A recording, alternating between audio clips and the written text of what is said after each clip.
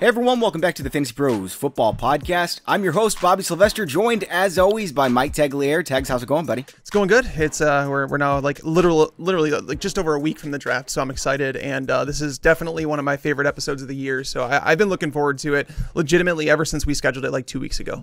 I love the sleeper episode that we do right before the season starts, but this is my number one. That and the March Madness podcast. If you guys listen to that, you guys know I love college basketball. But we're doing a real mock draft where we are picking for the 32 NFL teams in the first round. We've got a great guest on today. It's Danny Kelly of The Ringer. He's on Twitter at Danny B. Kelly. Tags and I are at Mike Tagliere NFL and at Bobby Fantasy Pro. Danny, we really appreciate you taking the time to come on the show. How's it going?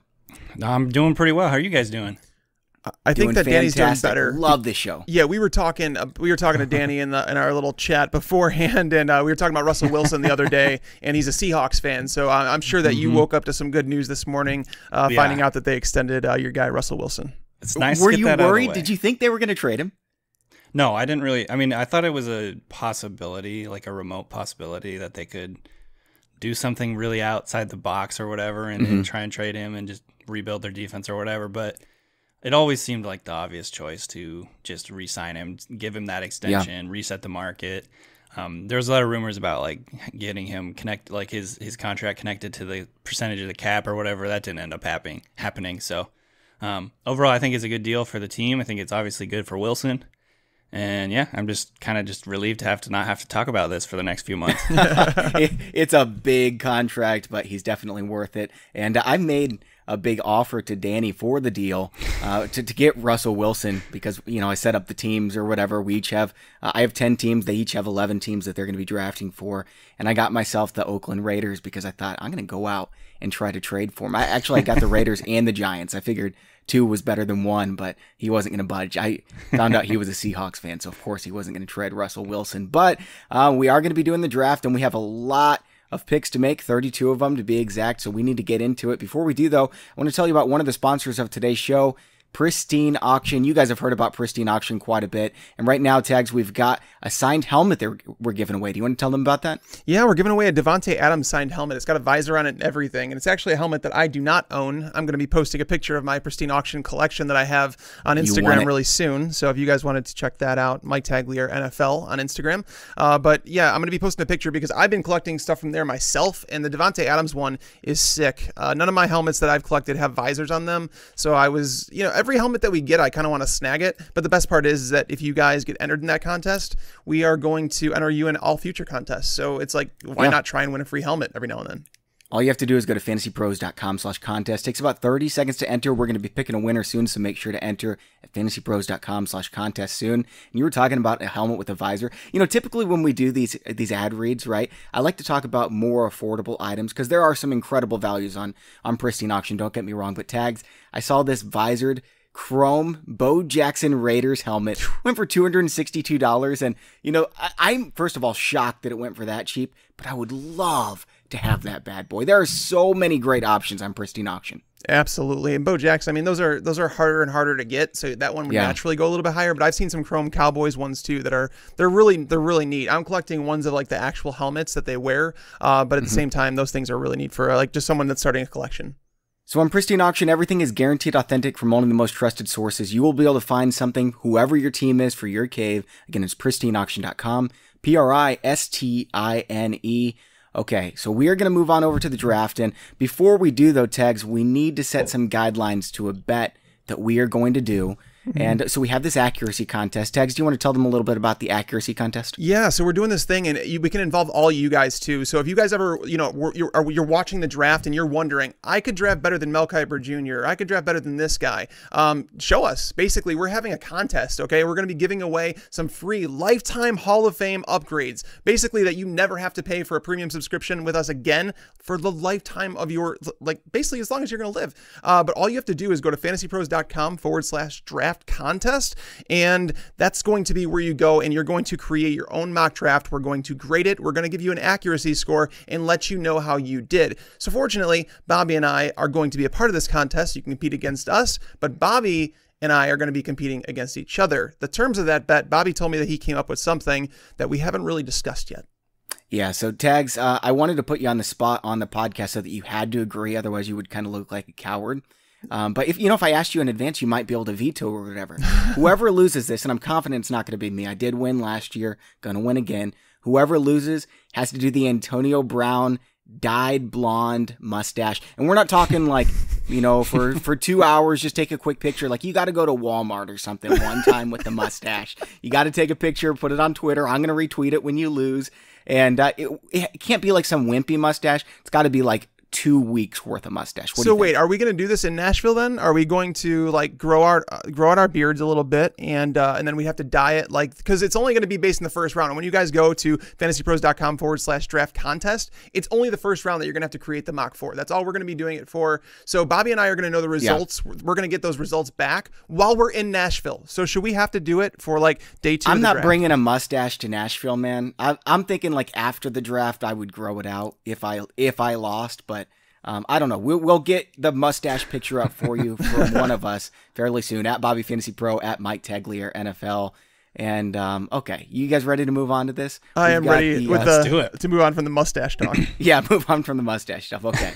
So the first pick belongs to Tags. You've got the Arizona Cardinals. Danny is on the clock with the San Francisco 49ers, and Tags, everyone's wondering, are you going Kyler Murray or one of the defensive players? So we did a mock draft episode a couple weeks ago, and that was based on how we would draft for the team. And this one is based on what we actually think the teams are going to do. Now, there's going to be trades, and there might be some trades involved in this one too.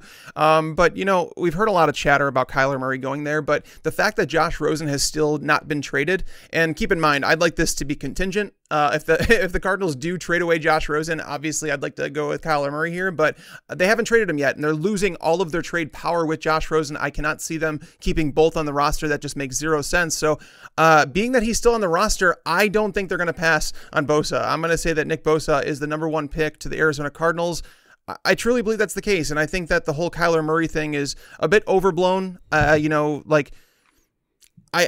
He was, by the competition committee, he was given they were saying that he was probably going to be a 3rd round pick, and all of a sudden he chooses football over baseball, and now all of a sudden he's the number 1 overall pick. I'm not buying it, so I'm going to take the second most important position on the field, which is an edge rusher. So I'll take Bosa here, and I'm pretty happy about it. Danny, what do you think about this? Wow. Is Kyler Murray your number 1 if you're the Cardinals? And do you think Bosa's a lock if they don't go with Murray, or do you think Williams is a possibility? Yeah, I think so. Yeah, I would say I'm still leaning that the Cardinals are going to take Murray. Me too. And so this would be a major curveball for me, and I think it'd be really interesting to see what happens because last time of this year everyone thought that Darnold was going to be the top pick, or at least a lot of people thought that anyhow. And then obviously that didn't happen on draft day.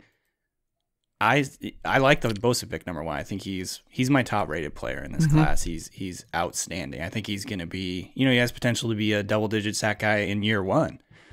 So I like that pick a lot. I would have gone with Murray. And now that are we ready to put the 49ers on the clock? We are. The 49ers are actually on the clock. Yes. That to me, this means the 49ers are open to trading back. Because interesting. I think if Murray lands there, they're going to be listening to offers for Murray. So teams like the Raiders, or I don't think the Giants are probably going to be interested in him, but I think there's probably going to be a few teams that would be willing to call San Francisco about potentially a trade up. So if either of you guys have any interest in making a trade to get up to number 2, I think that would be kind of like their first move. Yeah. Tags, do you have an offer you want to make, man? Because I've got one. I don't. The only team that I have that would consider maybe moving up would be the Dolphins, but they have too many holes in their roster to be giving up draft picks. They have a lot of rebuilding to do. Might be a little early in the rebuild process. Yeah. So Cincinnati's willing to offer 111, next year's first, and this year's second, which is the 42nd pick overall for 1-2. Okay, so that would be $12.50. You said next year's first. Next year's first, this year's 11th, and this year's 42nd pick. I think that sounds pretty fair. Obviously, if we were doing this in real time, I'd probably be driving a really hard bargain, but I think that sounds relatively fair. So I think I'm going to go ahead and take that. Awesome. I wonder what our producer, the 49ers fan, is going to think about this move, because obviously I'm sure that they're banking on getting Quinnen Williams, but if you can get 2 first-round picks, one of them is probably going to be very good, and a second-round pick, to move back and still take a very quality defender, I think that's a good move for the 49ers, and it would be really interesting to see this happen. So, the Cincinnati Bengals, bye-bye Andy Dalton. It is Kyler Murray time. I loved it.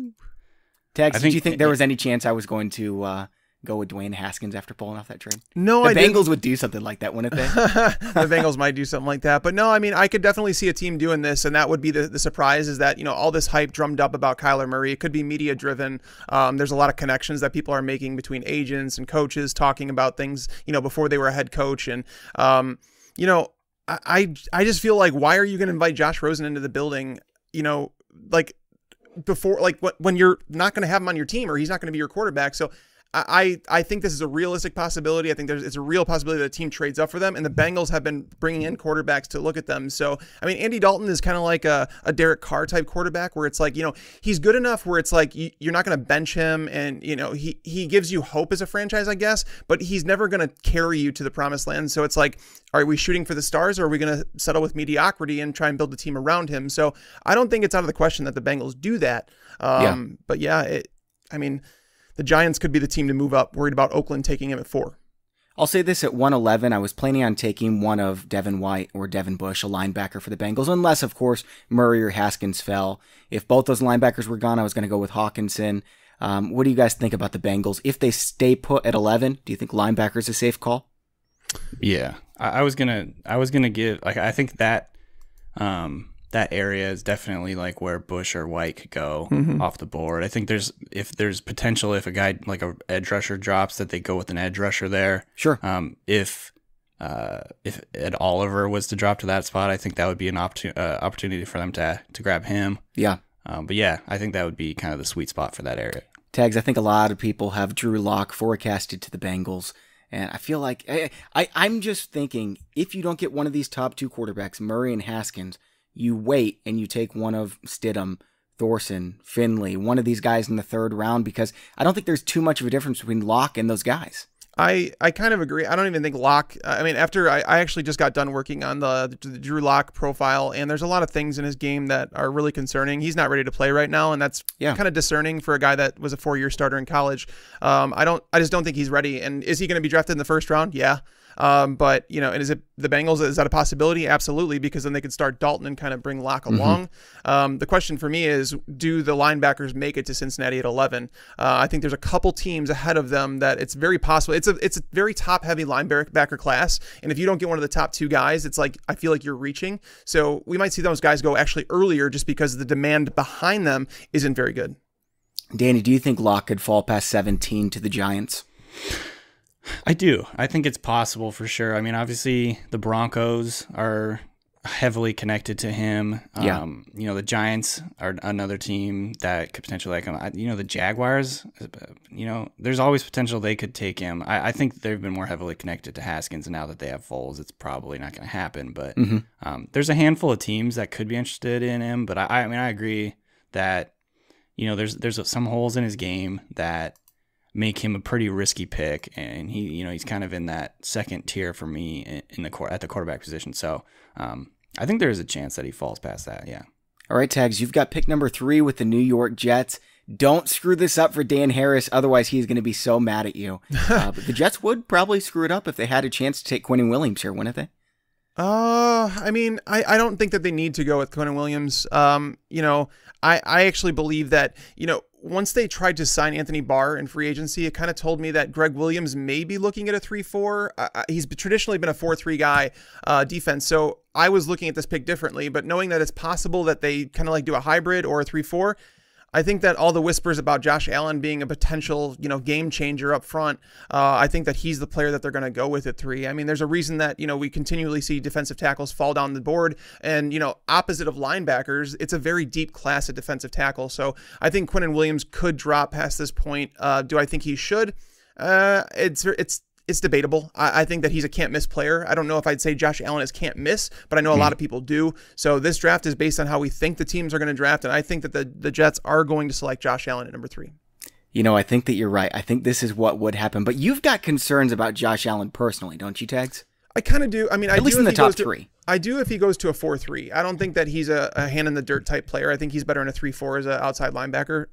So it just really depends on, what we see him go to. So if they're running a 3-4, I'm okay with Josh Allen. I like him there. But if it's a 4-3, I would actually prefer maybe Montez Sweat, maybe even Colin Farrell. I'd prefer those guys in a 4-3 defense because I think they're better with their hands in the dirt, especially Farrell. I think Farrell's being undervalued in this draft class by the media. It's not to say that would it shock me if Farrell went top 5 in this draft? Absolutely not. It really wouldn't. And a lot of people would be like, oh my God, that's before Mox had him. But he's a very talented player playing out of Clemson. Clemson might be the new Alabama where players are just drafted a lot higher than people think. You are speaking my language. I have Colin Farrell as my number 5 overall player. I love him. I think I have him as my number 4 overall player. He's so good. Guys, I'm thinking about taking him here at number 4 with the Oakland Raiders, unless anybody wants to trade up. The Raiders. Man. Oh. So who's on the board right now? Quinn Williams, I'm on Ed the board. Oliver. Oakland Raiders, pick number 4. And I'd really like to get a pass rushing defensive end. Any player on the edge. Josh Allen would be sweet for the Raiders. But Colin Farrell's next on my big board. Yeah. And so Farrell makes sense because Paul Gunther is going to run a 4-3 defense there. So, I mean, he would be like closer to a guy that it's like I actually prefer him over Josh Allen. I don't think Josh Allen's a bad player, yeah, I don't think I'm gonna be able to trade up. It would just cost too much with the teams that I would even consider. Well, let's get Cliff Kingsbury on the phone, okay? Tags, you're the coach of the Arizona Cardinals right now, and you already went out and got Nick Bosa. Now you've got a chance to go and acquire Dwayne Haskins. Obviously, you would have preferred Kyler Murray. You can trade up to 1.4.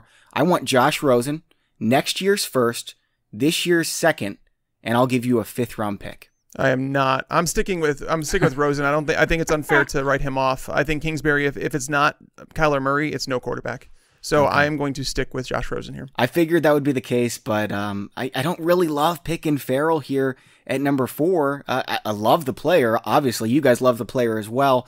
But Quinnen Williams slipping past 4 is kind of crazy. Either way, I think that the Raiders would go with Farrell here. So you're on the Raiders take Farrell. Nice. That would be another really big, I think, curveball because I think the media right now is definitely overlooking Farrell. I'm really high on him. Yep. I think he's one of the highest floor guys in this class, and so. Yeah, I don't have any problem with that pick, but I think a lot of people will probably be kind of shocked about it. I agree, and I think the media is overrating Christian Wilkins and underrating Farrell. Yeah, that's right. I think they're both really good. Yeah. Oh man, so the Buccaneers are on the clock now. That would be me. Yeah, and it would be a pretty good dream scenario. I think they get their choice right here between Quinnen Williams and Ed Oliver. Obviously, Montez Sweat is still on the board as well. I love Montez Sweat.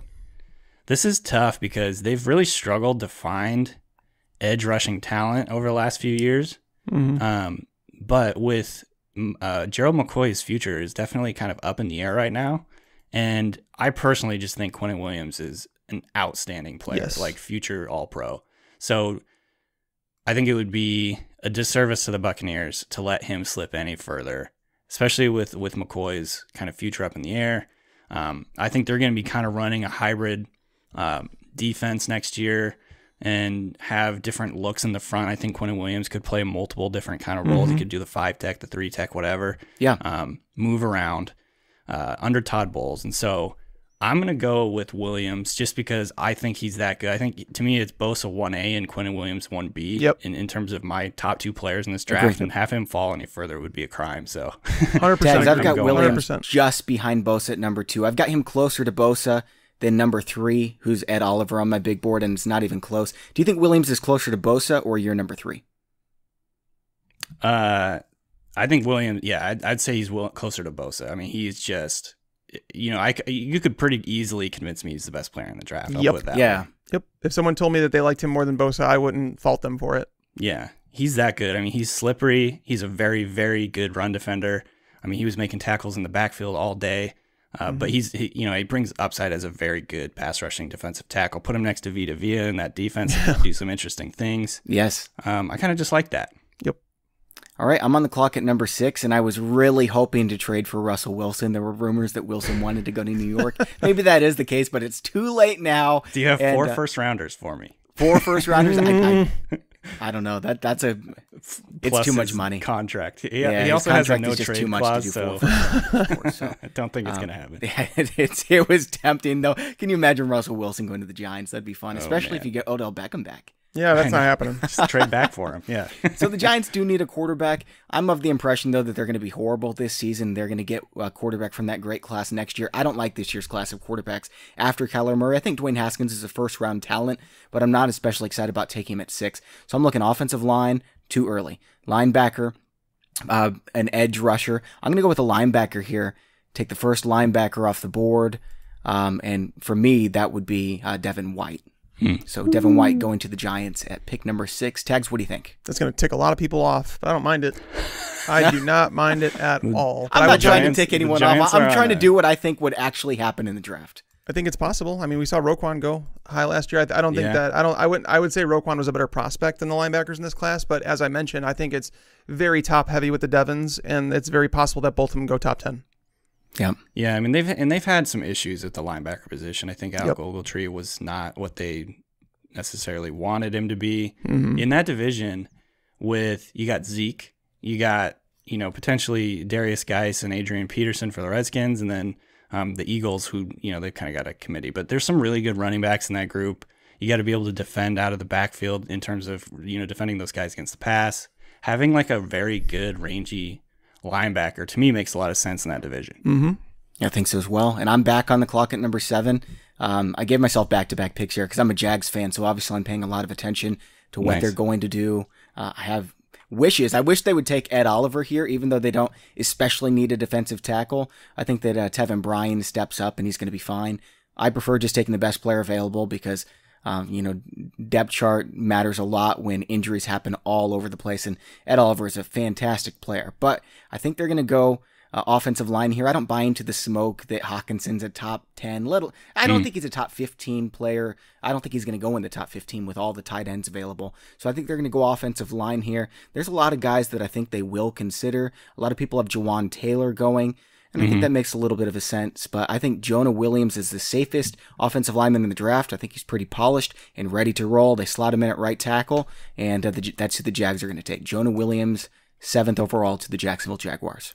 That makes tons of sense to me. I mean, he's a guy who could probably, if they needed him to slide into guard as well, if they had injuries.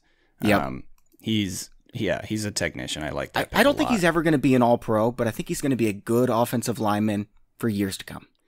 He fits their personality too. I mean, he's lunch pail. He's a good run blocker. He can move the guys off the line in the run game. I like it. And just they gotta protect. So that's huge.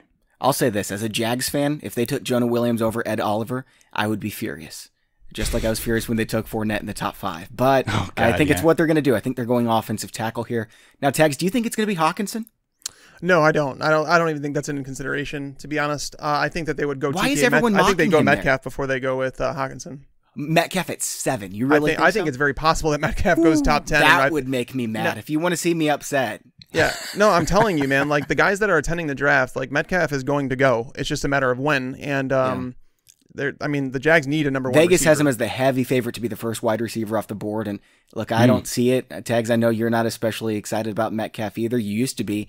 But the tape tells a different story. If he goes in the top 10, I would be shocked. But people Metcalf. fall in love with these big talents. I just think that there's a couple other guys in this class who are just about as talented as him. N'Keal Harry's right next to him in terms of athleticism. Yeah, I mean, I like Metcalf still. Like, I still think that you can't teach his size speed. I believe there's parts to his game that people. I mean, when you talk about his route running, yes, is there development needed? Yes, absolutely. But you can't expect him to be like a full finished product. He's not Julio Jones. He's not. Just don't expect him to be that. But you're saying if the Bears had the 7th overall pick, you'd be fine with them taking him there? No, I'm not saying that I'd be fine with it. I'm telling you, he's going to go there. Like, I think that it would be best if he went to a team where he didn't have to be the number 1, where he could be a field stretcher to start his career and kind of like develop into a better all-around receiver. So not the Jags, because he would be the number 1 well, there. Foles needs a jump ball receiver. He really does if he wants to succeed at all. And it's not to say that Metcalf is that guy. I think that you could actually argue that Hakeem Butler might be okay if wait till the second round to take Butler. Come on, man. But yeah, I mean, like I said, I wouldn't pick him, but I'm saying that the Jags, it wouldn't shock me if they took him. I would take him over TJ Hawkinson. That much I do know. Yes, I would. All right. I don't know if you're messing with me about Metcalf going at 7 because maybe just I trying think to make possible. me mad. I'm telling you, man. Like, I know. Hold on. Do you think that DJ Chark mad. and D.D. Westbrook are going to be their number 1 and number 2 receivers for like the next 5 years? I don't. No, nope. And I sure hope it's not Metcalf. Okay, right. Number 8 tags. You've got this pick. It's the Detroit Lions. Where are they going? Yeah. This pick. It got a little outside of where I wanted it to be. Devon White would have been a nice pickup for them. What's that? Devon White was who I actually have mocked in my mock draft. That's who I wanted to go with here, and I'm really contemplating going with Devin Bush, but I'm not going to do it. I'm going to take the first cornerback off the board here. Someone to pair with Darius Slay.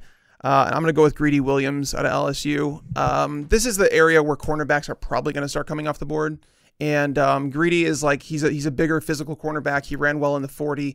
I don't think that he's anywhere near Denzel Ward in coverage, but I mean that's why he kind of falls to 8 here. And the Lions, they kind of have the Lions actually have a lot of directions they can go. They can add a pass rusher to go with Trey Flowers. So Colin Farrell could work, but they run more of a hybrid defense, and Farrell's not really going to work in a 3-4 if they want to do that. He's someone that you want to keep on the field. So I just don't, like I said, Devin Bush is someone that I would consider, but I think I'm just going to go with Greedy Williams here and just pair him with Slay, and then Justin Coleman can cover the slot. Rashaan Melvin is just a guy on the depth chart now, but in a division where you're playing against Aaron Rodgers, Kirk Cousins, Mitch Trubisky, and those guys twice a year, you need some good cornerbacks, and Slay could use some help. I like Devin Bush, but that's too early for Devin Bush. I agree. He's just a little bit too small. We'll see what he does in the NFL because he's a player, but Greedy Williams is a nice pick here. Is he your number 1 cornerback on your board, Danny? I actually have Byron Murphy slightly ahead of him. But me too, barely. I like this fit. Yes. I think this is a good fit for them. And I'm really high on Greedy. In fact, I think so. I think he's not my number 11 overall. Let's see. Yeah, he's my number 11. Murphy's my number 8. So I have them close by, like close together. They're different styles of players. Murphy could maybe play inside. Murphy's more of a zone corner where it's like the Lions play a lot of man coverage. So that's why I like the fit. Yeah. And that's why I see them going Greedy. I'm with you. I like Murphy as the best cornerback, but he's more of a zone guy. Mm-hmm. Yeah, exactly. So all right, Danny, I don't mind that pick at all. All right, Danny, we're to number 9 with the Buffalo Bills. It's your pick. I've got their biggest needs as a quarterback, wide receiver, running back, defensive tackle, and tight end. Obviously, they're not taking a quarterback. Are you going with the first wide receiver here? I think that I am. I'm torn on DK Metcalf. He is ultimately my top receiver, but I got him ranked in the 20s. But I agree with what you guys were talking about earlier that there's going to be potentially a top 10 receiver in this class. I mean, it just seems like the NFL still very much values that position. And DK Metcalf has very rare traits. And so I'm going with DK Metcalf for the rare traits thing, number 1. But number 2, I think he'd be a perfect fit for what the Bills seem to be building in terms of their offense, where very, run heavy. Josh Allen is going to contribute to the run game a lot, but he's also throws deep at a higher percentage than any other quarterback in the NFL. And he's obviously not accurate, but that's where DK Metcalf kind of comes into play because he has a very huge catch radius. Yes. So I think overall he fits what they want to do philosophically. He's my top receiver by a hair. I like a couple other guys a lot too, but I think to me this makes sense. I think Metcalf could be a top 10 pick. It wouldn't shock me if he wasn't.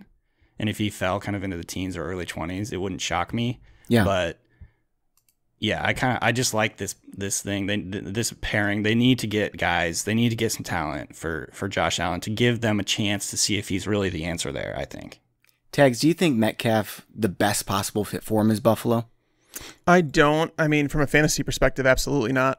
Right. They have John Brown there. Robert Foster was stretching the field a little bit. They have Zay Jones playing the slot. So, I mean, it's not to say that, they need a big wide receiver. But I almost like Ed Oliver to them here. Oliver's, highly considered a top 5 player in the draft. I have him there in the top 5. And they just lost Kyle Williams to retirement. So, I mean, wide receiver is interesting this year. And there is going to be a team that drafts a wide receiver higher than you think. It's always going to happen. But this receiver class, it's almost like it's. I don't think it's very top heavy. Like a lot of people have talked about this being one of the best receiver classes of all time. I don't think it is, because I don't think there's a lock superstar. I think AJ Brown might be. He's my top guy now. But outside of him, I don't feel confident in saying that someone else is going to be in this league for 10 plus years, knowing that like for a fact. I wouldn't bet money on it. I feel like you've got 12 second rounders, and that's about it. Yeah, I feel like there's a lot of guys meshed into that second tier for sure. But again, we are going to see a wide receiver go, and I think that I still think it's the Jags potentially at number 7 to get Foles a weapon. Because like he needs that Alshon Jeffrey. He needs that guy that can, that offers that big catch radius, because Nick Foles isn't like, he's not the most accurate guy. When he's under pressure, which he's going to be behind that offensive line, he kind of just throws the ball up and hopes not anymore. Got Jonah Williams, baby. Yeah. But yeah, no, I mean, I think this is very possible by the Bills. Ed Oliver is the one I mocked them.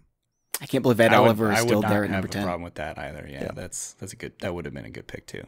All right, Tags. Number 10, Denver Broncos. We going quarterback here. Dwayne Haskins on the board for you.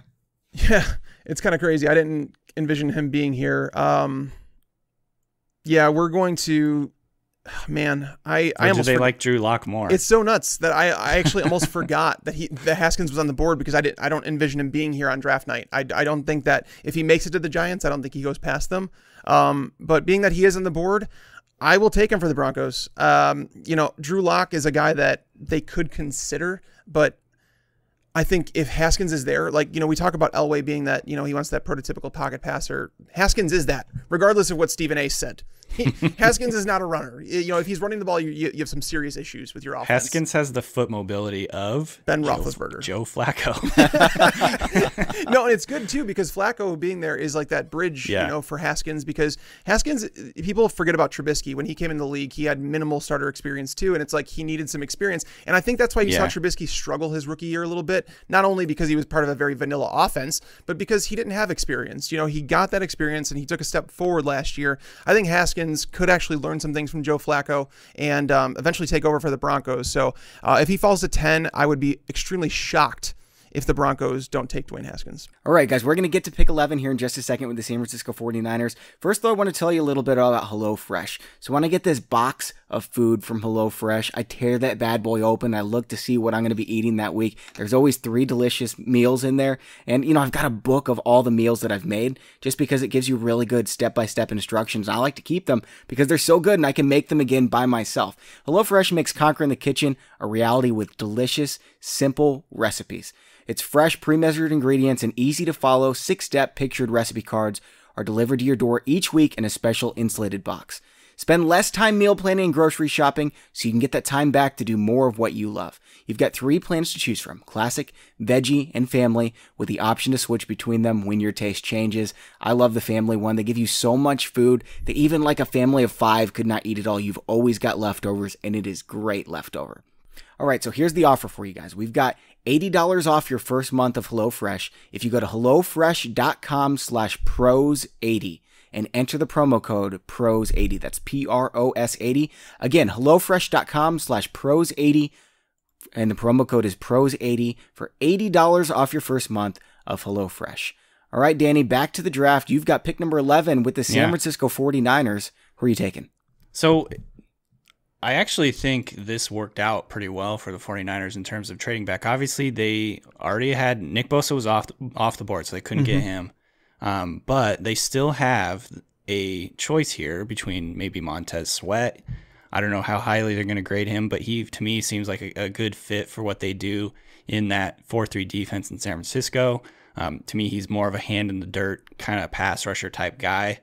Brian Burns is still on the board, and Ed Oliver is still on the board. I think that's right.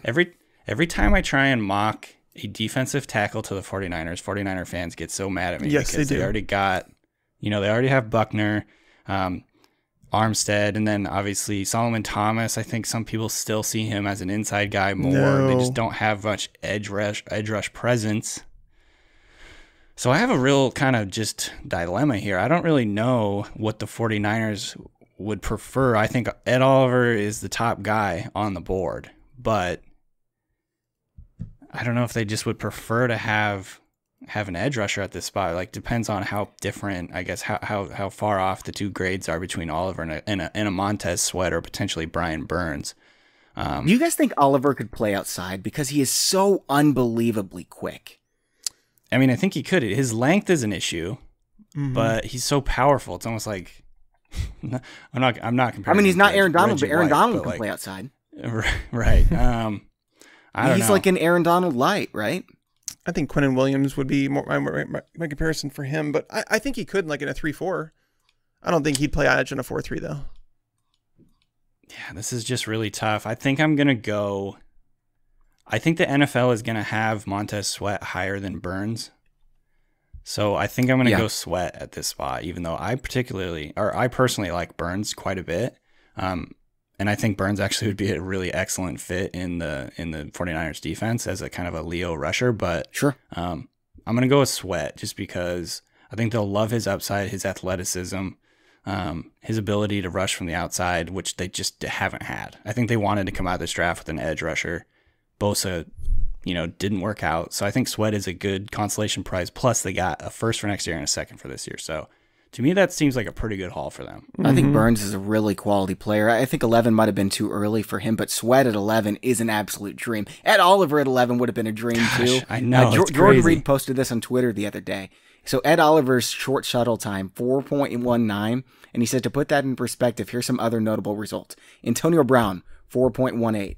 Julio Jones, 4.25. Saquon Barkley, 4.24. Deshaun Jackson, 4.19. Same as Ed Oliver. Aaron Donald, 4.39. Ed Oliver is such a great athlete. Oh, yeah. Definitely is.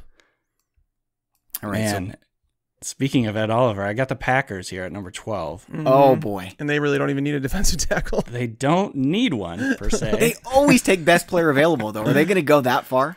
I think I got to take Oliver here. I mean, okay, let me tell you what else I'm considering. I think that Devin Bush would be someone that they like, his ability to play sideline to sideline. I think they probably would look at a couple of the tackles at this spot. I think they had Jawan Taylor in for a visit. Bulaga is coming into the last year of his deal, so they have to start thinking about the future at that position. But I just feel like if Oliver fell all the way to number 12, you look at some of their impact players on the defensive line. I mean, Mike Daniels is 6 foot, and he's so disruptive. Kenny Clark he's 6'3", but he's definitely like a compact player. They assign a couple of edge rushers in Zadarius Smith and Preston Smith. The defense would be amazing with Ed Oliver. The defense would be so much fun, and I think you guys are right that Oliver in a 3-4, I think, could play multiple roles. They could have him at like the 5 technique or whatever in certain situations.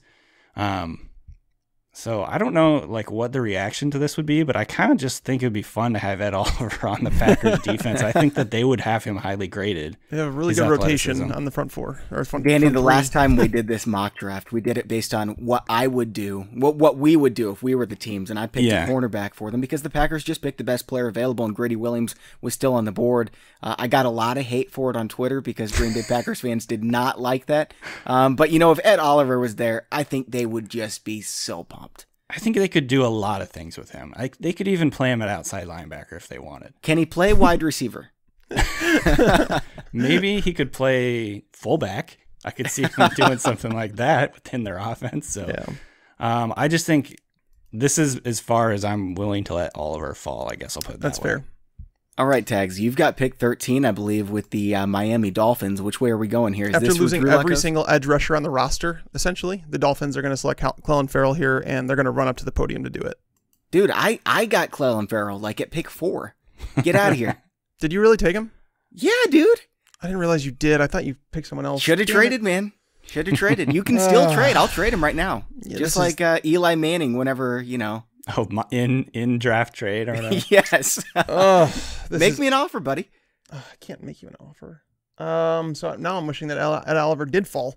Now you're in big trouble. I've seen a lot of people give Oliver to the Dolphins. I could definitely see that. I could definitely see it too. They just need help on that Jeffrey Simmons right here. The Dolphins aren't winning anyway. Stop it. I know you love Simmons. You've got him in your top 10 on your big board. I saw that. Man, Simmons, but the off the field stuff is going to push him down draft boards and the torn ACL. So I'm not going to take him here. Geez, this is ugly. It's not like the Dolphins don't have needs, like offensive line, quarterback, linebacker, defensive line, wide receiver, running back. Did I forget something? No, Flores, he's going to run probably a hybrid defense. I'm just going to take Brian Burns here. I think he's flexible in terms of what he can offer the team. And if I wait until later in the draft to try and grab an edge rusher, there's going to be no sure thing. Burns showed the ability to put on weight at the combine and still looked really good. Apparently his pro day went really well as well. So I'm going to take Brian Burns here. Some people might consider it a reach, but he's been moving up draft boards quite rapidly. And knowing that the other, dominant edge players are for sure things, I just can't. I can't. So I'm going to take Burns. Tags. I love Burns. I am not fond of this pick because you just sniped me. Yeah, I know. I'm sitting here with the Atlanta Falcons thinking, I'm going to get Brian Burns at 14. And then you go and do this, even though the Dolphins have so many other needs. I'm mad at you. I don't know. I'm going to make you have a blonde mustache. So the Dolphins, Cameron Wake, Robert Quinn, William Hayes, and Andre Branch are all off the roster. Like, you can't lose that many players and then not replace them. So they have to start rebuilding. And I think Burns is good for a hybrid defense. I like the pick I like the fit for the Dolphins. It's a very good one. Now, Danny, you're pretty fond of Brian Burns, aren't you? I would say I'm higher on him than the consensus for sure. I think he has 2 or 3 things. I'd say he has 3 things that you can't teach, and that is length, explosiveness, and flexibility. There's a lot of concerns about his ability to defend the run. I get that. I just don't think it matters to NFL teams. I think he's going to be a pass rusher. They can probably, teach him techniques to take on blocks a little bit better. I think having a little more weight is going to help. He's young still. I just think he has incredible upside as a pass rusher specifically. And to me, I think that is just more important to defensive coordinators at this point in time. I think the NFL teams value explosiveness more than I think a lot of people realize. And so I just really like Burns. I do think the weight thing is a concern. And then, like I said, the run defense thing is a concern. But where he excels, I think that is highly, highly valued by NFL teams. Tags, be honest. Did you take him? Did you snipe me because I took Farrell from you? No, I sniped him because I didn't have any other choice. Looking at the other positions, I debated going with an offensive tackle. That could have made some sense because I just feel like their offensive line outside of Laramie Tunsil is just, there's a bunch of unsure things there. So I could see them going offensive line, but I think they could find offensive line in the second round with their pick there, whereas you're not going to find an edge rusher like a Brian Burns in the second round. Yeah. All right. Atlanta Falcons at 14. I finally got a pick. It's been a little while since pick 7 that I had a pick. Atlanta Falcons are either going defensive line or offensive line. I think defensive line, if one of their guys are still there, Ed Oliver falling would have been great. Brian Burns would have been really nice, obviously. I'm going to go with Rashawn Gary. I could see this is where he kind of starts to be an option for a lot of teams. I think the hype had him in the top 5, top 10 early on in the draft process, which I just never really understood. But he's kind of the same. He's in a similar, I think, tier as Burns in the sense that his physical potential is off the charts. Yeah. He didn't produce at Michigan, so that's a huge concern for me. But I think teams will look at him and be like, we can mold him into an elite pass rusher or whatever. And he's also very good against the run. So, both him and Burns, I could see either of them getting into that top 10. I think it's more likely they fall in the 12 to 16 pick range. But this was the last guy I was willing to take for the Falcons before I went on over to the offensive line. Tags, is this what you would see them doing as well? Yeah, I think it's definitely in the realm of possibilities. Gary, that's exactly, I think he's going in that range. I had him fall to, I think, 17 in my most recent mock to the Giants. Some people are saying that there's no way he falls there and that they might actually take him at 6. But I feel like there's enough question marks about his play and why was there a lack of production in Michigan? What's the best fit for him? So I do think he falls just a little bit. So the Falcons, I do think that it's either defense or offensive line for them, or defense or offensive line. But knowing that the edge rushers are gone, knowing that they got Grady Jarrett back under contract, I just think that it's never a bad thing to have depth on that defensive line, and they can use it obviously after last year dealing with all the injuries that they did. I think they saw the importance of depth and how much it can cost you your season if you don't have it. So it's either that or offensive line for them for sure. All right, Tags. Actually, it's Danny's pick with Washington at number 15. Which way are we going here? Quarterback? This is an interesting one. So we're doing what we think teams. What you will believe do, they correct? will do, yeah. Do they like Drew Lock? That's a good question. Or Daniel Jones, I suppose. I know. I'm in the same boat. You know what? So they've got Case Keenum kind of lined up to start for this year. That's sort of their bridge.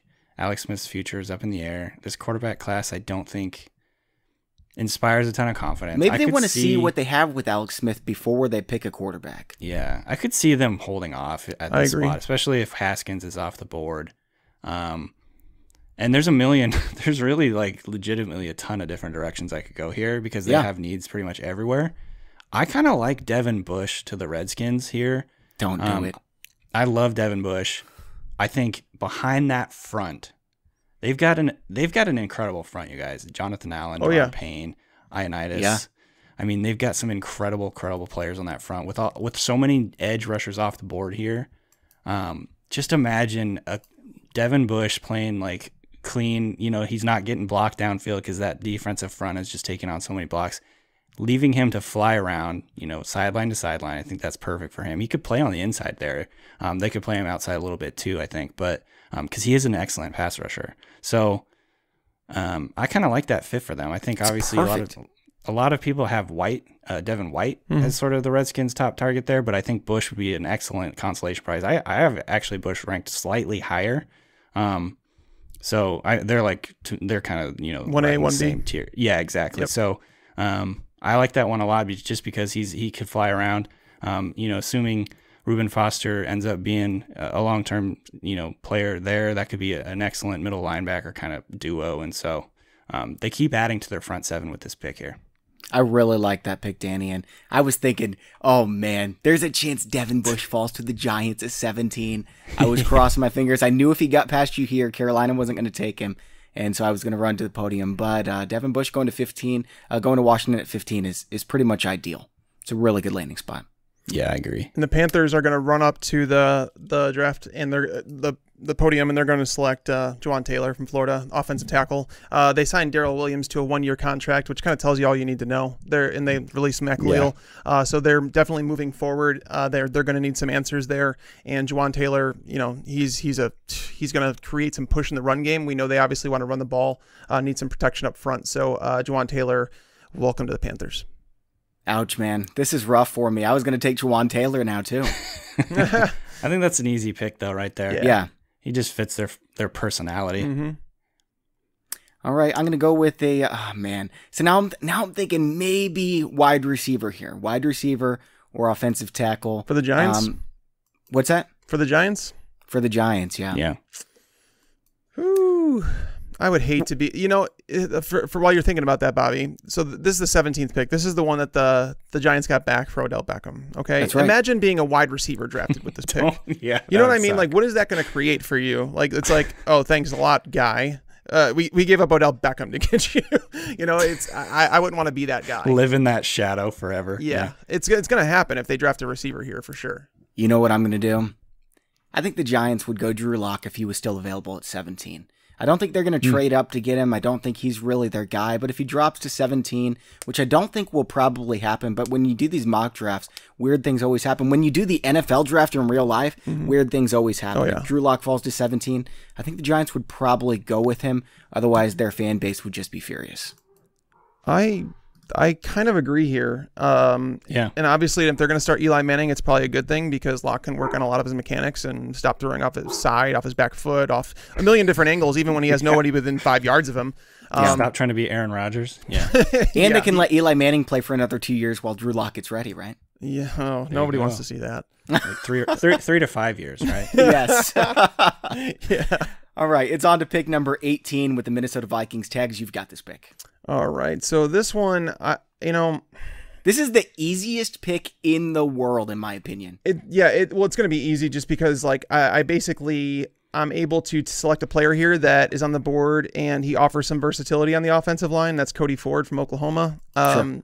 He could play right tackle. He can come in and play either guard spot. I do believe that. I think that he's pro ready. I think he's like a sure thing. I think he's one of the sure things that I truly believe in at either guard or tackle. And the Vikings, if you watched any games of theirs, you understand they need a lot of help on that offensive line. So, that's where I'm going to go. If Cody Ford's on the board, they should select him. If you did not pick an offensive lineman, you would have been fired right on the spot.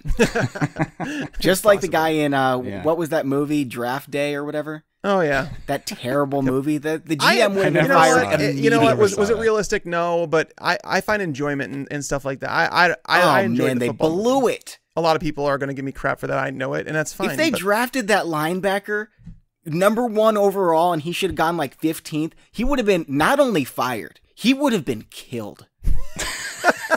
They're going to kill him. Oh, my God. All right, Cody Ford off the board at number 18 to the Vikings. Tags, I think that was a really good pick. I would have gone Andre Dillard. I think you're right. I think the Vikings would go Ford there. Danny, you've got number 19 with the Tennessee Titans. I have a hard time with the Titans because they just, I don't know. They number one, they've got a solid amount of needs, but at the same time, they do have a pretty balanced roster. Yeah, and they've invested a lot in the receiver position over the last few years. You know, the defensive line. They got edge rusher whose name is escaping me. Harold Landry last year. Yes. And so they've got some ammo, you know, at some key positions. They have good corners, or at least they've invested in the cornerback position over the last few years. So I have a hard time kind of figuring out what they're going to do. I'm with you 100%. And like I've felt the same way every time I get to the Titans. I feel like hardest they're a team to draft roster. for. Yeah, they are a roster. They are a balanced roster, and I don't think that there's many like totally clear-cut needs. They're a team that could take a quarterback. Like if Drew Lock fell, I mean, obviously, you know, they traded for Ryan Tannehill, so that might change that. But I forgot. And they've got Marcus Mariota. He's a top 10 quarterback, don't you know, Tags? Oh, stop it. These Titans fans always getting after Tags and I when we talk like Marcus Mariota's not a top 20 quarterback. Sorry, guys. Goodness. Yeah. Wide receiver, but you're right. Yeah. They've invested so much. So safety, tight end. I mean, they have a solid offensive line. I think guard could be a need for them, but I'm not sure the value fits for that right here. I think one player that I've been kind of mocking to them sort of commonly is Christian Wilkins. That's who I have. Clemson. So I think I'm going to go with him here. I think pairing him up with Jarrell Casey would be kind of fun on that defense. He's very versatile. I think he's one of those things where he's another high floor guy because he's like, you know, 5-star in terms of his you know, off field stuff, his personality and all that. He's going to be a leader on that team. And it gives them some depth on the inside. It gives them some versatility. He rushed on the outside every once in a while for Clemson. Not that he's necessarily best at that, but he has that versatility to kind of do a lot of different things for them. I like it. Right. That's why I've mocked to them. Pittsburgh's got pick number 20, Tags. DK Metcalf, Ole Miss, wide receiver. That was so quick. Oh yeah, he Wait, isn't DK off the board? No. Tags is trying to cheat. DK Metcalf went number 9 to Buffalo. Oh, my God. He did go. We talk about so many possibilities, and I think that's what screws me up. I know. We need to be a little more clear, I think. Yeah. I'm sitting here. I've got the whole draft board ahead of me. And by the way, if you guys want to watch, like if you're doing this contest with us, the accuracy contest, it's going to be very similar to what you're seeing on my screen. So you can watch this on youtube.com/FantasyPros. That's our YouTube channel. Give us a subscription too, if you don't mind. But you can see the big board here as I'm doing the podcast. So I see this. I forget that you guys can't even see it. So Tags, I'm making fun of you, but it's understandable. It's not cool. All right. So I'm trying to think. And so I actually think that it wouldn't be a bad pick to take AJ Brown here. Because I do think that they need a receiver. But Dante Moncrief, they signed him to a 2-year deal. It tells me they probably are going to play him. James Washington is still developmental, but he's going to play, and they have Juju. So you know what? What does the A stand for in Antonio This is really Brown? tough. So in AJ Brown, Vance McDonald is obviously a receiving tight end. He's not much of a blocker. He's had a lot of trouble staying on the field. So this could actually be where TJ Hawkinson comes off the board. That's where I had him in my last mock draft. Yeah, it kind of makes sense. You changed your pick here. I thought you went AJ Brown. You're going with the tight end? I am going to go with the tight end here just because I would like AJ Brown, but I don't think they're going to take him. I think that he's too similar to Juju Smith-Schuster. I think they're actually very similar players. That's why I comped to AJ Brown. So you know they need a linebacker, they need an edge rusher, but it just feels like here is just a bad spot in the draft. So it's either they trade or they stay here and they take a player. And TJ Hawkinson, some people would be surprised to see him last this long. Me, I'm not really surprised. I think he should fall further than this, but you know, based on all the hype that we're hearing, I do think he's going to go in the first round, so I'm going to give him to the Steelers here. Speaking of sniped, because I think that would have been a great pick for the Seahawks. I want to make you a trade offer, by the way. Yeah, let's hear it. Okay, so the Chargers want to move up from pick number 28 to 21. And we're willing to throw in pick 91 in the 3rd round with our 1st round pick to do that. Yeah, I had that circled as an option, so I'm going to go ahead and take that trade back. It lines up with the draft value calculator or whatever that a lot of teams use. So I think that makes a lot of sense. Let's do it. Cool. All right. I did this in the last mock too, to take the player that I'm going to take right now. The Chargers would love to add Andre Dillard right here.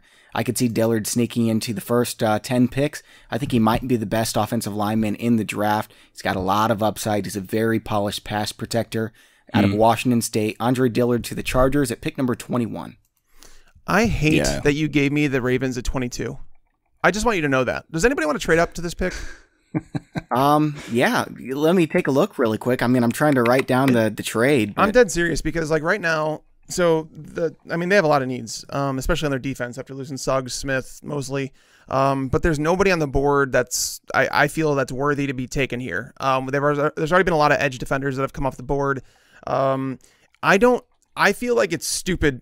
And pardon me for this one is I think it's stupid for the Ravens to take a wide receiver here. And the reason I say that is because they're not going to be a pass first team. Like Lamar Jackson he's not an accurate quarterback. That's not what he is. It's like, I feel like this team should build to their strengths, but the issue is that if their defense isn't good, they're not going to be able to play the game that Lamar Jackson does best. And that's why it worked on the stretch. People talked about Joe Flacco and how going to Lamar Jackson, he got him into the playoffs and this and that. It's because their defense allowed him to do that, allowed them to play that game. If they fall behind in games because their defense is not good, it's going to be a problem because Lamar Jackson's not going to be able to bring them back. So they're not built for that at all. Yeah, and that's where it's like with me, it's like I'm in a really tough spot with the Ravens here where I don't know what they should be doing. I think they should be a team that's willing to trade up in the draft just to get one of those linebackers, Devon White, getting an edge rusher, trading up to get one of those guys, because I just can't see anybody being on the board here that it's like if they stay here, it feels like they're going to take a wide receiver, and I feel like it's a waste.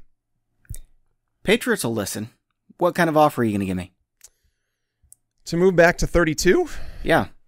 Give me the 3rd this year, and I'll move back from 22 to 32. Too much. Patriots aren't trading up unless you're giving me some kind of value. I'm talking 5th round. I'm not going to do that. So we're going to 4th next year. We're going to select. I'll give you a 3rd next year. What? 3rd next year and 132 to move up. I'll take it. Okay, good. Give us AJ Brown.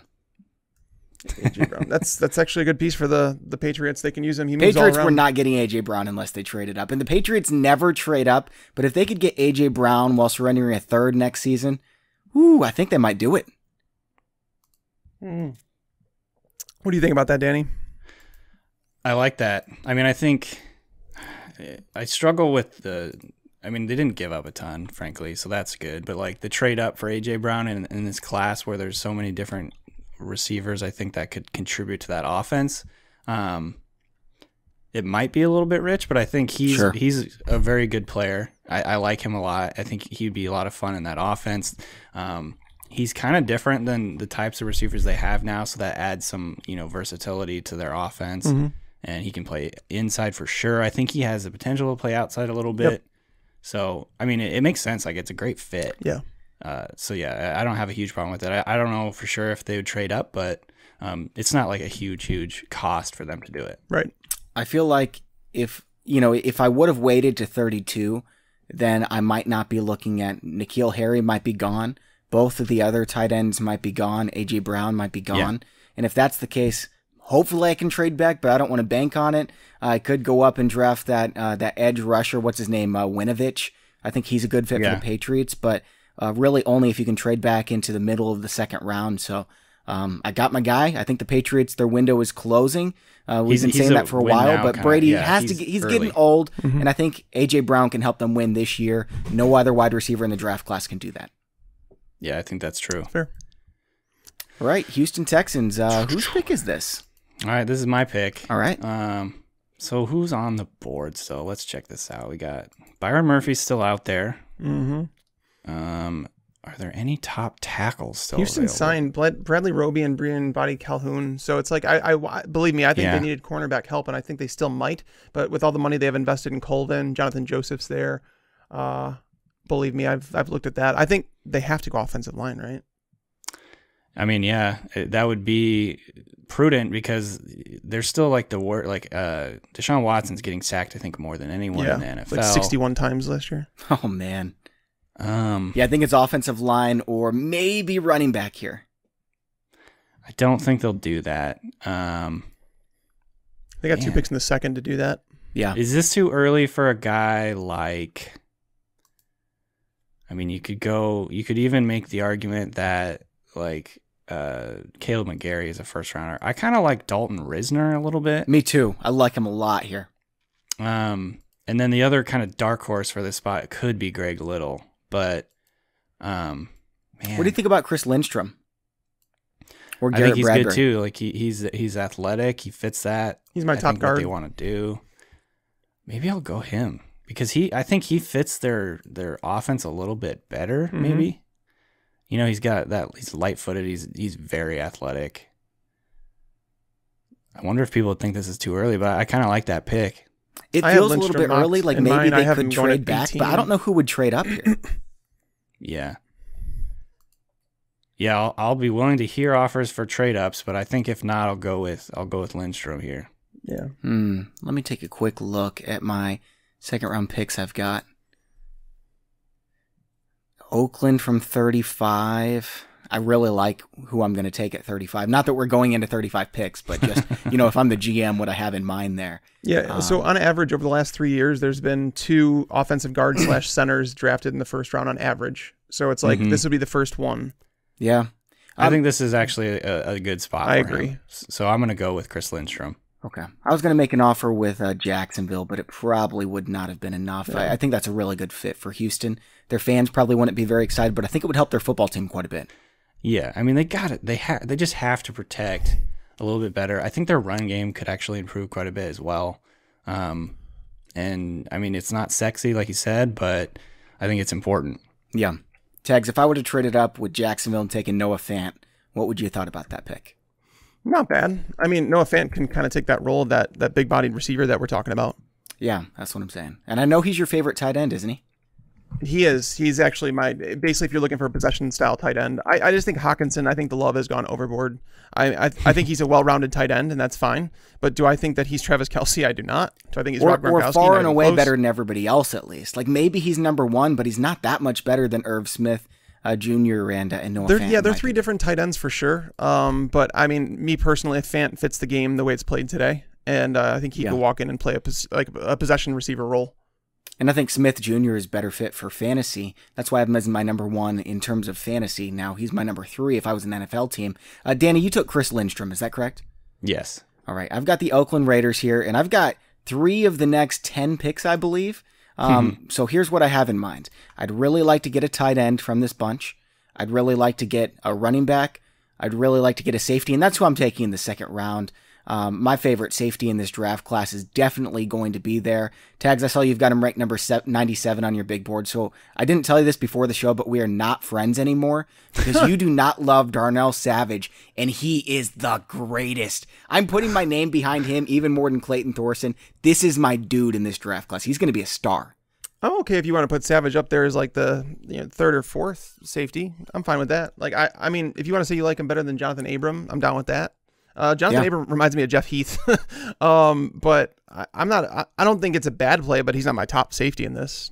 Yeah, I mean, I know you got Deontay Thompson, you got Nasir Adderley, but Savage is my favorite. I'm waiting until the second round for him. Right now, Byron Murphy's still on the board. They need a cornerback. That's where I'm going to go, and then I'll figure out running back or tight end at the next pick. I was like, so Danny, when you traded away out of Seattle's pick, I was just like, no, don't do it. I wanted you to take Murphy so bad because I just feel like he'd walk in and he'd be that Richard Sherman, at left cornerback. They can move what's his name back over to right cornerback. Shaquille Griffin. Yeah, he struggled last year. Yeah. He would fit, I think, the Seahawks. So Seahawks fans are very, very convinced that the Seahawks will never take a cornerback with their first pick because they haven't done it before. But I don't necessarily believe that 100%. Yeah. So I think it would have been a good pick. I mean, he could play inside potentially too. Seahawks do play a lot of bail, zone looks. They mix up their coverage quite a bit. They're not all press. Obviously with Richard Sherman, they were a lot of that, but they mix it up a lot. And so I think Murphy actually would be a great fit. I think he's a very good player. Yeah. So yeah, I mean, you said he's in your top 10 on your big board, right? Spot. Yeah, he's number 8 for me. I just think he's so instinctive. He's so he's able to decipher things on the fly very, very quickly, and that's what makes him good. He lacks a little bit of pure speed, but I think he makes up for it with his intelligence. It's exactly what made Richard Sherman so great is his ability to just read the defense or read what the routes are, and so I like him a lot. But this is a good spot for him. I agree. Right, Like getting a player like this at Colin 24, Farrell and Byron Murphy. Now we're to the Philadelphia Eagles at 25. Oh man, the Eagles are another really tough team. I think the Eagles and the Titans are one of those teams that could go in a lot of different directions. Yeah. So yeah, a popular pick here is running back. I personally don't think they're going to do that just because I think Howie Roseman understands the replaceability of that position. Agree. I don't know. He's traded now for 2 of them. He traded for Jay. He traded for Jordan Howard, and I think the fact that they got Jordan Howard does not eliminate a running back in the conversation. But I think the second round would make more sense. They have 2 second round picks. But like when you're drafting a running back in the 3rd or 4th round, 2nd round, you're expecting 2 years out of him, maybe 3 or 4. With Jordan Howard, you trade him, you get 1 year out of him. It costs you a 5th round pick. Who cares? Yeah, like I think that's a good way to find value in the system. I don't think they fixed the need, though. That's my issue with that. Is that I don't think they fixed the need at the running back position by signing Jordan Howard. Yeah, you know who I really like here, and this will probably it's definitely a redundancy because the Eagles already have Malik Jackson and Fletcher Cox on their defensive line, but I kind of like Jeffrey Simmons. Because they are able to, I mean, they're still going to be in the conversation as one of the top teams in the NFC, even without Simmons this season. Mm-hmm. Get him back next year, and they'd have, again, one of the most dominant defensive lines in the NFL. I think that is the foundation of their defense. Mm-hmm. It's like they're getting a top 10 pick here because Simmons is the top 10 talent, in my opinion.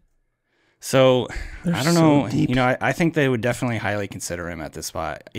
Fletcher Cox is my comp for Jeffrey Simmons. Obviously, it's kind of a layup because they're both from Mississippi State. But I don't know. I'm going with Jeffrey Simmons here. Yes. He could take the redshirt year, and I think they're getting a top 10 talent at 25 right now. So the best thing about this is I know Tags was going to take him with the Colts with the next pick. Is that right, Tags? The best thing. This guy. He's just trolling you. Pretty much. All right. So was I right? You were going to do it? Maybe. I'm not telling you. We'll never know. You will never know.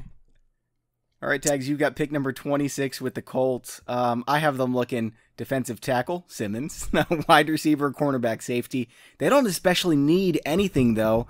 So which direction are you going to go? You going to trade out? Yeah, they're a strong team that they can go in a lot of different directions here, and they do have the Jets pick early in the 2nd round. So it's this one is tough for me to do. But if I take a player, I'm thinking about going with Nasir Adderley here, safety out of Delaware, and I think that he would pair extremely well with Malik Hooker.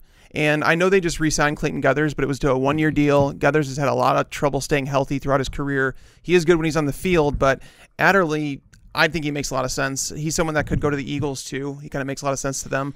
But I'm going to pair Hooker with Adderley here, and I'm just going to take him. Interesting. Couple combo safeties, I think, that they could kind of do a lot of different things in coverage. Mm-hmm. That's a fun one. I like the idea of a safety to the Colts in the 1st round. Danny, who's your top safety on your board?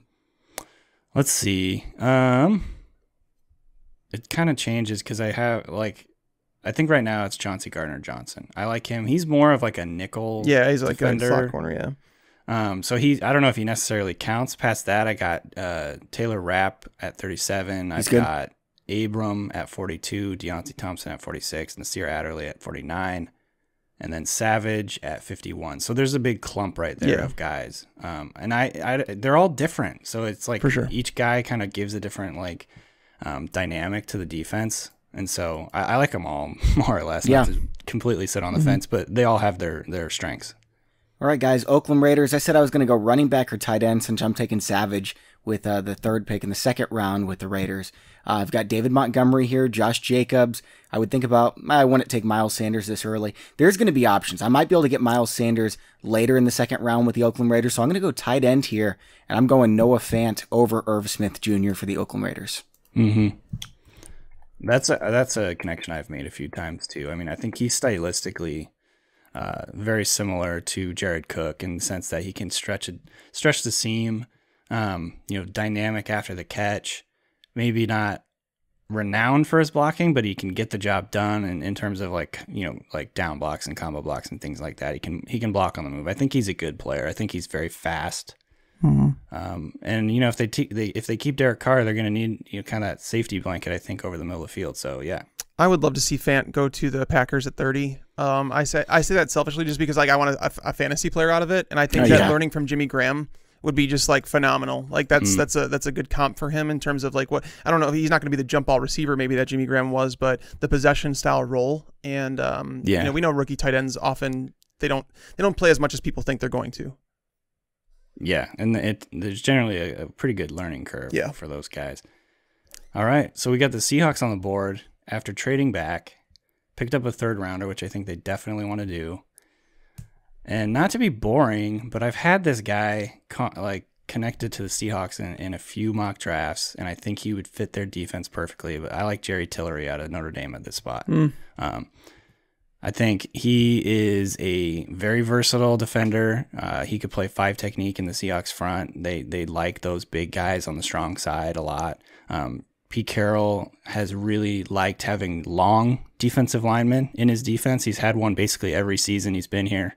And so a guy like Tillery who can play on the 5 technique spot on base downs and bump inside and rush on the inside in certain situations, explosive. He's got a lot of upside. I think that they need to tap into his effort or whatever a little bit to get him more consistency. But I think he's a high upside type of guy, and I think he's going to fit what the Seahawks want. It makes sense for the Seahawks. They do a lot of times go with their front 7. I could definitely see that pick. My only thing is I try and figure out, even when looking at all these mock drafts that we have around, is that a lot of people have, they have 5, 6, defensive tackles going in the first round. But the issue with that for me is it's a devalued position in terms of how NFL teams look at it. And I've done this research. So over the last 3 years, it's on average, there's been 5 defensive tackles taken over the first 2 rounds combined in each year. Now, this is a very talented class, but it could also detract a few teams from selecting one early because they know they can probably get one a little bit later. Yeah, there's already 4 off the board before Tillery, so that's a good point. It is a rare class in terms of defensive line, but it is something to consider for sure. Very good defensive tackle class. All right, Tags. I think I would have gone with Fant if you hadn't taken him there. Tags, you've got pick 28 with the Chiefs. I want to make a trade offer to you. The Jags are willing to move up. We'll offer pick 38. That's in the second round. It's the 6th pick in the second round. And my third round pick, 98th overall, to move up 10 spots. Danny actually has the Chiefs. Oh, you have the Chiefs. Danny, what do you think about that trade? You willing to move back? I think right now, at that spot, I think I'd be willing to make that trade. Yeah. I think... we've made a lot of trades here. They've got quite a few needs. I don't think they're going to want to take a guy like Ja'Kai Polite this early. Yeah. They still need edge players, I think is kind of one of the big things. And so if they could get a couple of extra picks and trade back a few, what is it? What did you say? It was 38? 38, yeah. So you're trading back from 29 to 38.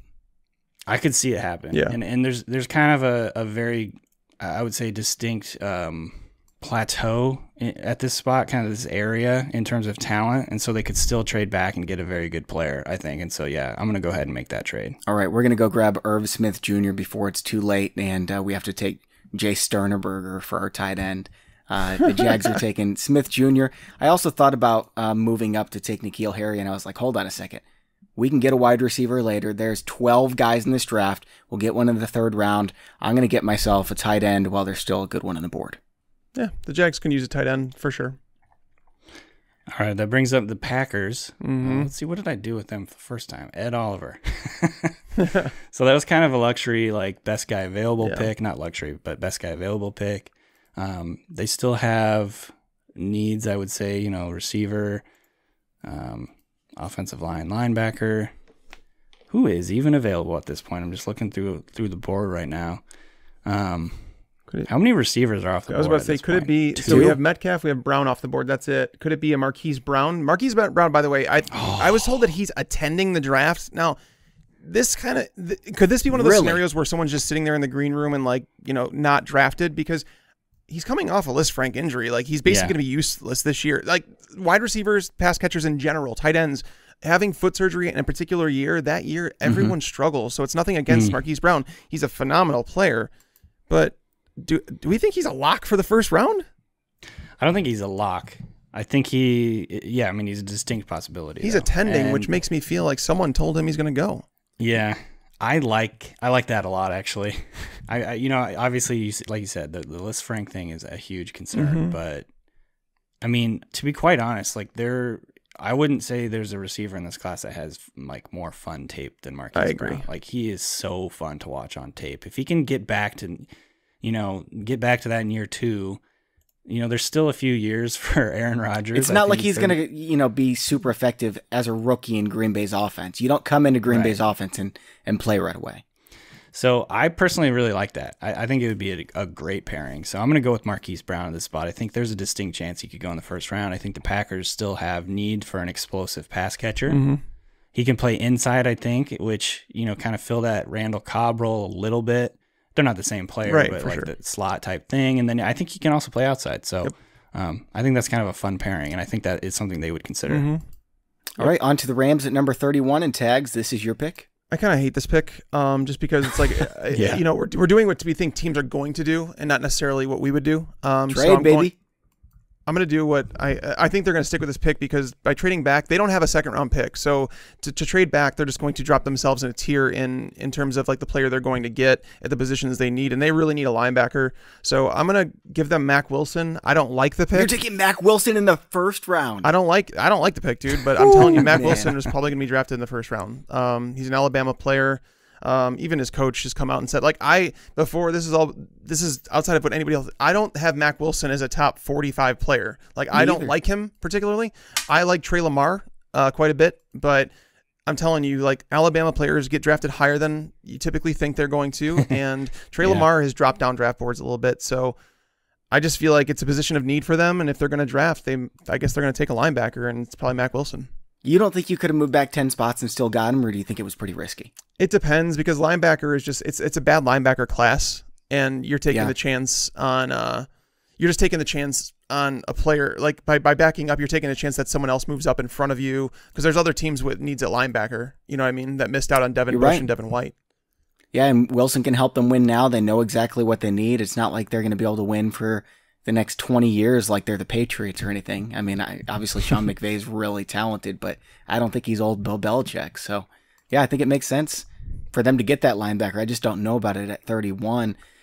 Let's see here. Baltimore traded back. Tags, this is your pick too. Baltimore did trade back, and as of now, I'm happy they did because at the time I was just not happy about what I was looking at on the board. I was kind of hoping that Chris Lindstrom would fall to them, but obviously he was taken. So I'm going to go wide receiver here, and I'm going to go Hakeem Butler. The radius that he gives Lamar Jackson is massive. Yeah. He's a big wide receiver, and you talk about Calvin Johnson, the size of a car, or a 2-car garage, target radius. Hakeem Butler's kind of like that. His ball tracking is next level. One of the best ball trackers I've seen in quite a while. There's only 1 year of production, so you have some concerns there, but at the same time, you need to get some receivers out there on the perimeter for Lamar Jackson to go to if you ever want to give him any shot to succeed. So I debated taking him at 22. So obviously moving back to 32 and getting him here, I'm pretty happy about it. He's also a very good, intense physical blocker. I like watching him block. He plays with an attitude for sure. Yeah. And my comp to him was and I know it's weird, but I think that if he put on a Bengals jersey and number 18, I don't think people will be able to tell the difference between him and AJ Green from a physical, looking at them. And they're both that long, lanky receiver. Dang, dude. AJ Green didn't come in quite as good as he is now, but he trained with Calvin Johnson in the offseason. He took a big step forward, and it meant a lot to me in terms of what I think of Hakeem Butler. The fact that he did work with Calvin Johnson before the combine. and working on the press coverage specifically in some of the areas he struggled, I think that's a step in the right direction. So I think the sky is the limit with Hakeem Butler, and because of that, I think he's probably a first-round pick. Fantasy people would be so sad. I would be one of them. That would be sad, yes. But I think if you're going to try and like surround Lamar Jackson with someone that could potentially help mask some of those things, he's one of those guys. Yeah. So Danny, who are the best players available still on your board if this was the draft that happened? Okay, let's see. That's a good question.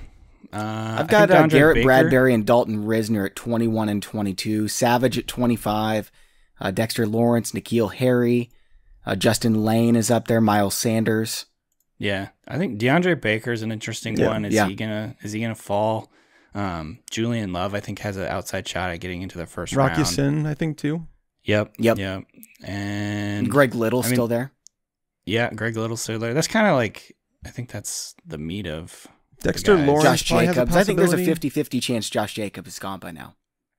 Oh, yeah, definitely. N'Keal Harry, I guess, has an outside shot. I think he's another guy that the Ravens could potentially consider. That's who I thought Tags was going to draft. I think he could be the Colts in the second round.